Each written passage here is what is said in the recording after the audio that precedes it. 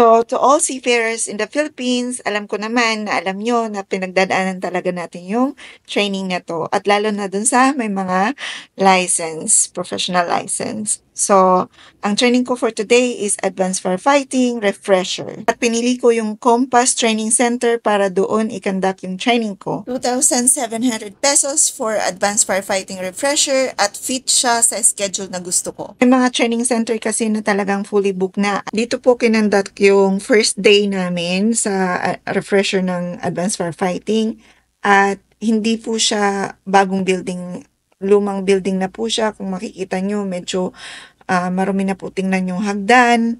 Pero yung main building po ng Compass is malinis naman at maganda at maayos po, systematic po sila doon. Pero yung loob naman po ng classroom, maayos naman po. 7 o'clock in the morning yung start ng klase. They're also offering a lunch pack here at 110 pesos.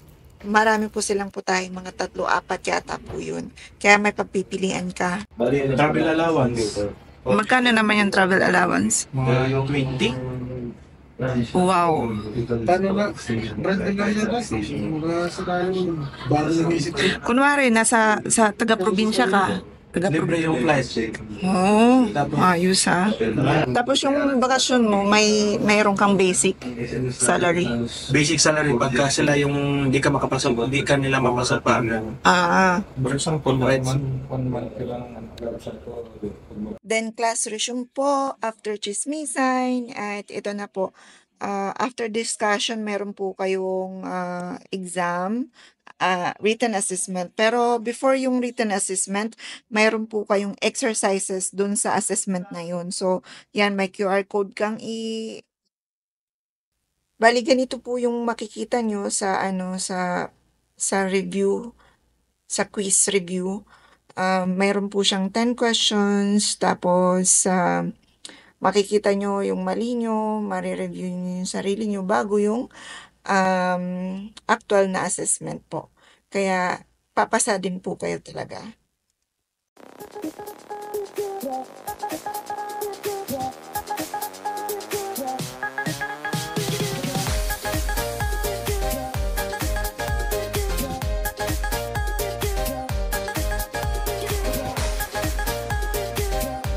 Today is second day ng training at last day ng training kasi 2 days lang.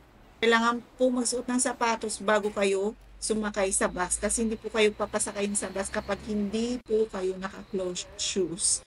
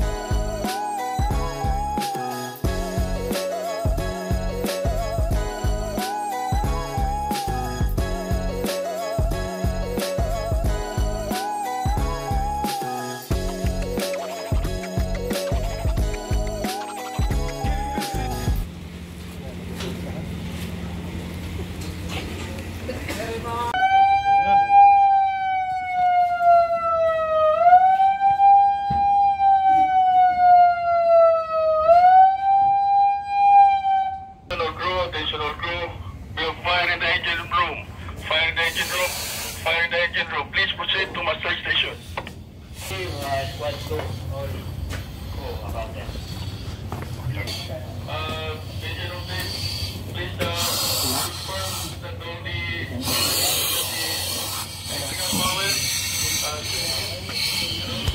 Emergency Squad Leader number 1, please, the report. Command Team Squad 1 is ready to combat the fire.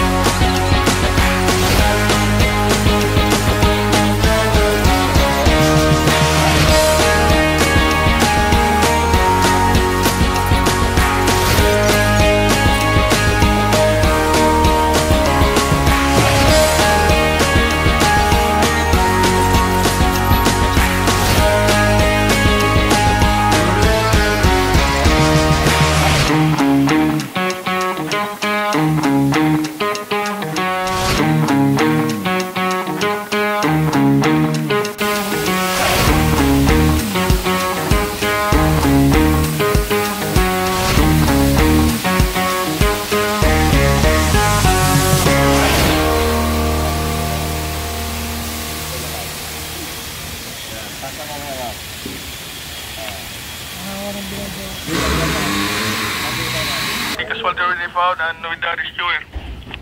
Command Team, rescuer 1, 2, and 3, already out together with the victim. Okay, copy on that. Can you please advise the situation of the casualty?